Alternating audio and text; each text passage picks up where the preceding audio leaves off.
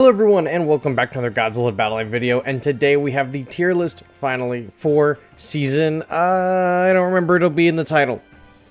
We are taking a look at Varan, Godzilla 1991, and Battra Mothra duo. They are behind my camera, but before we even do that, we have to take a look at some of the characters that got adjustments this season, okay? First on the list, King Ghidorah from the ride. Counterattack damage has been dramatically increased. Range damage on deployment has been increased. Attack animations have been adjusted.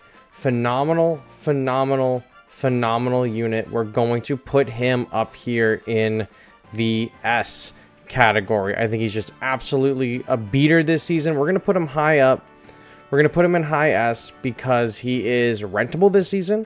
However, I imagine after the season lapses, he will probably move down somewhere to the middle or lower end of S. Probably closer to the middle. Godzilla 1999. Where are you? I just saw you right down here. Increased attack, increased reach, extended search range. Damage is now registered earlier. Great changes all around. I don't think that it is enough to put him on the top of the map. He's definitely more useful than he is. He's going to go into the top of B tier. Maybe even something like this. Top of B tier. Dorats. They got increased attack and increased movement speed. They are not leaving the D tier. They are still pretty bad. King Caesar. Increased attack, increased movement speed, and then the time to enter the assault mode has been reduced. King Caesar, top of D tier. Top of D tier. A solid enough change. As long as stun exists, this guy's pretty much dead on arrival. If you can finagle him in certain ways, that's fine. I've seen a lot of people argue with me in the comments or on stream because they like using their King Caesar and they think that, you know, they cracked the code on it. I still don't think he's a very good character, but to each his own. If you can use him effectively, props to you. I still don't think he's very good. Next, a goated change is Anguirus. Had their cost lowered from 4 to 3. This makes them eligible for the Gamera buff. This puts them for sure in high B. Maybe even not even high B. Maybe even like low A. Great stats on him. So he's a great tank for 3 costs. Super cost effective. And everybody has them unlocked. He's literally one of the first monsters. It's handed to you when you start the game. So Anguirus fans rejoice because he's now, I think, A tier. Finally, we are now on to the 3 characters that this month is about. Okay? Varan, Godzilla 1991, and Battra and Mothra duo. And I don't know what is happening with my thing, but the tier list cut their images, it cropped them really poorly, the same way it cropped the Final Wars alt and the header. It's very, I don't know, it's pissing me off personally. I had to mention it. So, Varan is first. I will read you his stats and his kit, and then we will place him. So, Varan, stats. 2.4 second attack speed, 55 search range. Targets leader, ground, and facilities. Reach is 45, so it's short. Movement speed is 12. Alright. His effect that lasts for 20 seconds, and he does an 80% attack down. So, on deployment, and he can be deployed anywhere, okay? Or within reason. He's like 2/3 of the map he can be deployed on. On deployment, can be deployed to a large area of the battlefield. On deployment, reduces the attack power of nearby enemy units by 20% for 20 seconds. So instead of 100% capability, it's bringing them to 80% capability. This support unit can be deployed to a large area of the battlefield. It can help support allied units by reducing the attack power of nearby enemy units when it is deployed. It is even possible to deploy this unit behind enemies for pincer attacks, but it can't attack aerial units, so plan carefully. Varan, buddy, you are goated. This is an S tier unit, probably lower end of S tier. He's rentable this season, so I have mine at level 30 this season. When the season lapses, mine is going to be level 13 or 14 or something like that. I don't know. I have been getting so much mileage out of Varan. He only costs 4 energy. You deploy him onto the battlefield. He does a 20% damage reduction. You can use him to redirect targets. He's amazing. He is amazing for dealing with Godzilla Rio. As soon as Rio gets into his threshold, you drop Varan on Rio. He's going to apply 20% damage down to Godzilla Rio, which makes him a little bit weaker. And then Varan's going to be able to attack him, okay? while he's focused on someone else. Varan is extremely effective for that. If you have a really good push going, there's a big fight going on, you could deploy Varan into the middle of that. Maybe he gets a retarget. Maybe he does a huge spread on that AoE and he lowers every enemy's, attack by 20%. It's phenomenal. I really like Varan. I like being able to deploy him everywhere. I like that he's only a 4 cost. It feels really nice to use him, especially like if a Shin Godzilla leader deploys their ability and they're about to take 4 energy, I can just deploy Varan and he will come down. He completely avoids the damage taken by the Shin leader, and Bob's your uncle. You got a unit on the field. I like him a lot. He's definitely helped some of my pushes. I've definitely won matches because of him. I've been able to put him on the other end of an enemy. So if 2 Godzilla 1991s are fighting each other, I can deploy Varan behind 1991 and get a pincer move over that way. If gone into OT and I've placed Varan on the enemy leader, he's phenomenal. I really, really like Varan. The only thing that would make him better is if he was a 3, is if his cost was lower, right? Or if he could hit flying. But at that point, I think it would be too powerful. I'm going to put him in high S this season because he's rentable. After the season lapses, he'll probably be in the lower S category, high A. I really, really like Varan. Out of all the characters this season, he's the standout to me. I like him the most. I've had so much fun with him. It's like finally Varan has joined the game, and I feel like that he was, out of all the characters that we've people have waited for to join the game, 9 times out of 10 they're duds. Varan coming to the game and being such an effective unit is nothing short of a blessing in disguise. So Varan, perfect. You're okay in my book. Next, Godzilla 1991, 7 cost. All right. Stats: 2.2 attack speed, 70 range, or 70 search range, 70 reach, leader ground aerial facilities, movement speed is 11. He's kind of slower, but sometimes I feel like he moves really fast. He gets a 130% attack boost and it lasts for 20 seconds. So let's read on him. On deployment, increases attack power by 30% for 20 seconds after receiving an effect or taking damage from an allied or enemy event battle piece. So this is like, I deployed, the easiest example is what I use. I deploy Psychic Chorus onto my Godzilla 991. It heals him, and it gives him a 20% damage boost, or 30% damage boost, I'm sorry. When attacking, deals damage that ignores attack nullification and damage reduction effects. Because attacks ignore attack nullification effects, the number of those effects is not reduced. This offensive unit ignores invulnerability and damage reduction effects while dealing damage. Attack power increases after receiving an effect from an effect battle piece, so it can be useful to support this unit with units like Kids or Psychic Chorus. It also uses range attacks, so it can be an effective part of all sorts of different strategies. Another extremely masterfully designed unit, Chef's Kiss.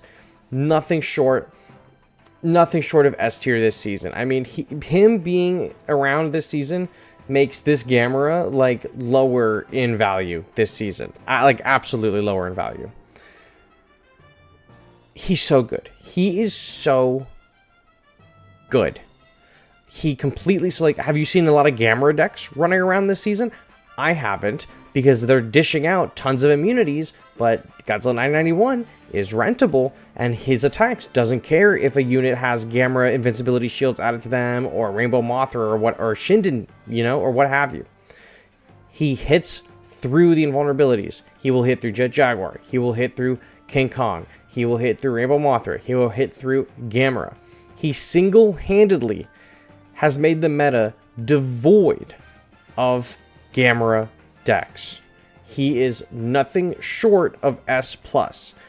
If he's burning, I'm pretty sure he gets the boost. If he is Dimension Tided, I think he gets. I don't know. I don't think he gets it for being Dimension Tided. I don't know exactly what he does, what he gets it from when the enemy deploys it.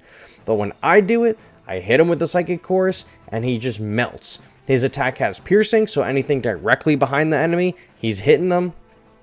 Use a Dimension Tide with him, Psychic Chorus, melts. Mine is level 18 right now with the Rent.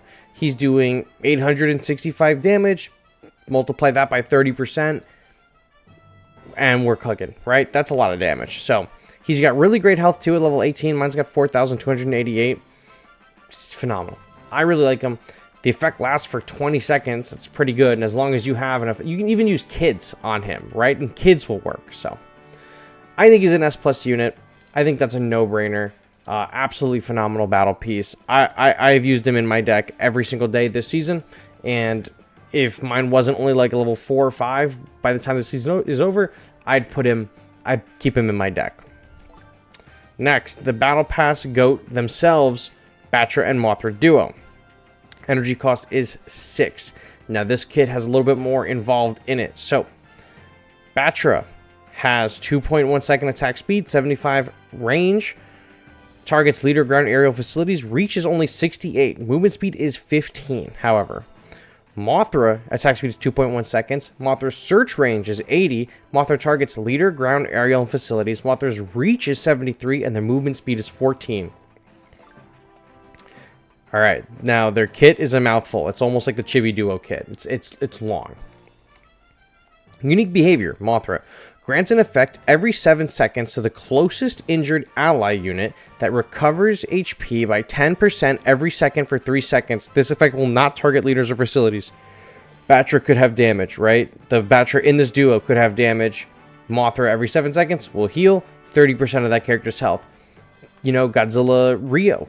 It could be on your team, right? Middle of the field. You could deploy Mothra, heal up Rio. Gigan Rex, heal them up. Manila, heal them up. Whatever. 7 seconds after deployment, this character starts healing other characters, or Mothra at least heals other characters. After that heals over, you wait another 7 seconds, it happens again. Absolutely phenomenal ability.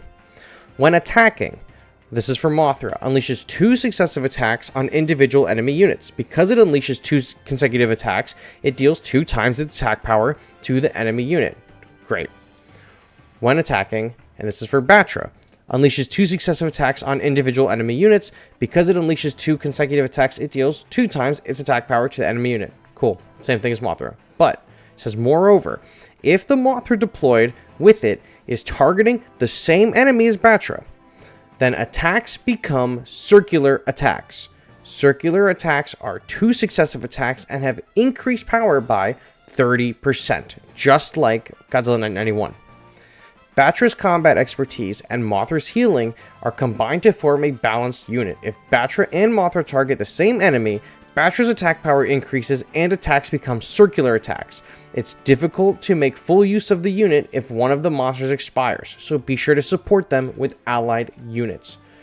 Mothra and Battra Duo are so fucking good, it's not even funny. They are so good. Especially this season, they're rentable. I imagine they will go down in the rent, or down in their ranking after the rentable, but mine are level 19, right? My Battra hits for 301. You multiply that by 2, so Battra hits for 602, okay? Range damage is 392. You multiply that by 2. My Battra's hitting for what? 784? Maybe more than that. Maybe 392, 300 is 6. 9 and 9 is 18, so 780, 784 I think is the right number on that. So that's phenomenal, right? Mothra, and then, you know, Mothra's hitting for 183, you multiply that by 2, and that's what, 266, and has also, they have 2.1 second attack speed, is so good. The only, like, major problem with them is that when you deploy them, Battra is, like, up here, and Mothra is here. With the Chibi duos, they spawned, like, next to each other. But the Battra and Mothra are, like, misaligned, and that's by design. Because if when they're together and they do the multi-hit, they're doing the four... Battra's hitting twice in an AoE, and Mothra's hitting twice to a targeted unit. I don't think Mothra contributes to the AoE at all. And then Mothra can heal. I personally don't even care if the Battra dies. I'm more interested in Mothra. Having a heal every 7 seconds is extremely big. If you can keep at least Mothra alive, you get more benefits to your team than you do if you just have Battra. If you just have Battra alive, Battra is just there to do damage and take hits. That's it. Battra has no other purpose. Mothra does two hits, right? Battra does 2 hits, Mothra does 2 hits. But without Mothra, Battra doesn't do his AoE. Without Battra, Mothra will still heal. Mothra is the better of the duo. I wish I could just have Mothra by itself, right? Protect this duo. Mothra will heal your team. For after the first 7 seconds of the battle, boom, ability starts triggering on the closest enemy. It doesn't even have to be like at 7 seconds exactly, because like I've had Rio deployed like up high, right? And then I'll deploy Battra and Mothra like down here. 7 seconds will pass, and then as soon as they come close to Rio and he's already taken damage, like 10 seconds has gone by, the healing starts. So just because there's no enemy around in that first 7 seconds doesn't mean it's not going to trigger. It's going to trigger as soon as it detects something, and then it's the 7-second timer again. They are amazing, amazing, amazing in a team fight. I'm using them in my egg mode deck right now. I'm using them in my main deck right now. In arena rank 66, I'm in like the top 200 or whatever. I'm using them. They are so good. The AoE is phenomenal for dealing with like Scar King and Shimo, Gigan Rex, Chibi Duo, anything that's like multiples, right? Battra is phenomenal at doing that AoE. As long as Mothra is attacking with them, it's a little tricky to pop that off because the Mothra trails so far behind, and sometimes Mothra just gets stuck behind Battra or another flying unit you may have, so you kind of have to plan out exactly how they're going to go. But even if Battra dies, Mothra is phenomenal. That heal is great. 30% health every 7 seconds. Amazing. It'll trigger on Battra if Battra is damaged most of the time, unless you have a character right under Mothra, then it will trigger on that character. I don't know how it takes priority. I assume it's by distance, not by health. So Battra should always take priority. I think if they're close enough, Battra should always take priority unless there's a character right under the Mothra. Then I think that character, since it's occupying the same tile as Mothra, gets the trigger. I think that's how that works. But this is the list. This is where everything is for this season. So let me know what you think about it in the comments down below, and I will catch you on the next one. Bye-bye.